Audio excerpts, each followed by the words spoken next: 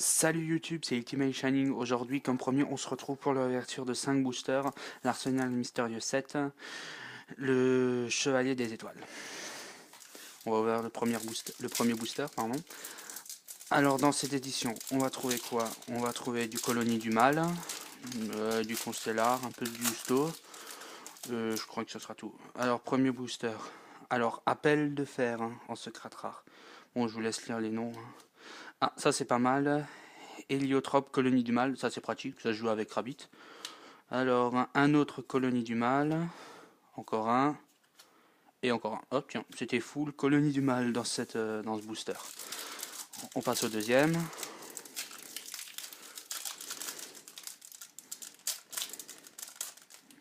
Alors, une X6, bon, c'est pas la plus intéressante, c'est même la moins bonne. Archiduc d'étain. Météore constellé, donc une carte pour les constellés. Un Sébratra de la constellée, désolé pour ceux que je prononce ça. Le poisson rouge d'étain, ça peut être très fort dans les digest parce qu'on l'invoque. Derrière, on peut en re-invoquer un normalement ou normalement. Non, on peut en invoquer un spécialement. On peut quand même en chercher un autre. C'est pas mal. Et encore un de la constellée. Troisième booster.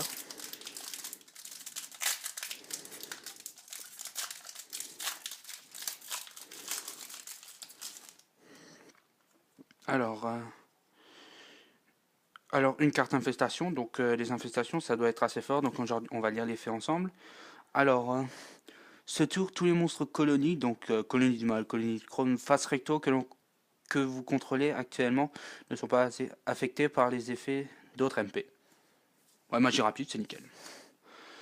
Alors, voilà, une colonie du mal. C'est... Ouais, pas mal. Ensuite, j'espère qu'on va quand même tirer quelque chose d'intéressant. Alors, la secrète, elle est là, on la garde pour plus tard. Alors, du constellé, un peu de Laval aussi, et encore de la constellée. Et en secrète, on l'a eu. Appel de fer, donc la même carte qu'avant. Hop, le dernier booster.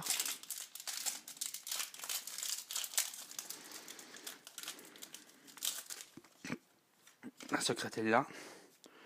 Donc du constellé, du colonie du mal, fer, je sais pas à quoi ça sert, et un géant tout grand. Et en secrète, nous avons un constellé. Donc vu que c'est la seule Dixis, hein, c'est intéressant, mis à part le HC du texte, hein, mais celui-là on s'en fout. On va quand même lire les faits. Alors il faut 2 monstres constellés de niveau 4 et une fois par tour durant la damage step de chaque joueur. Lorsqu'un monstre constellé que l'on contrôle attaque ou est attaqué, on peut détacher un matérialisme de cette carte pour qu'il gagne mine.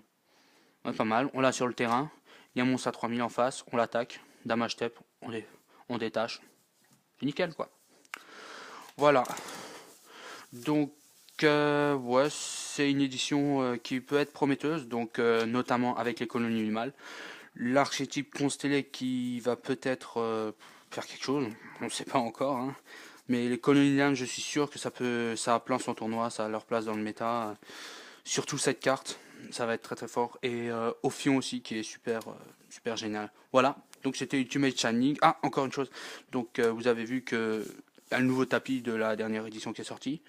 Je ne sais pas encore si je vais le mettre à la vente ou pas, donc je vous dirai sûrement dans le commentaire ou voilà. Donc voilà, bye bye, c'était Ultimate Shining, et la prochaine fois on se retrouve pour l'ouverture de 5 boosters, ou plus si j'ai de la chance, de la dernière édition. La galaxie de Tycoon, si je me rappelle bien le nom. Voilà, hop, bye bye.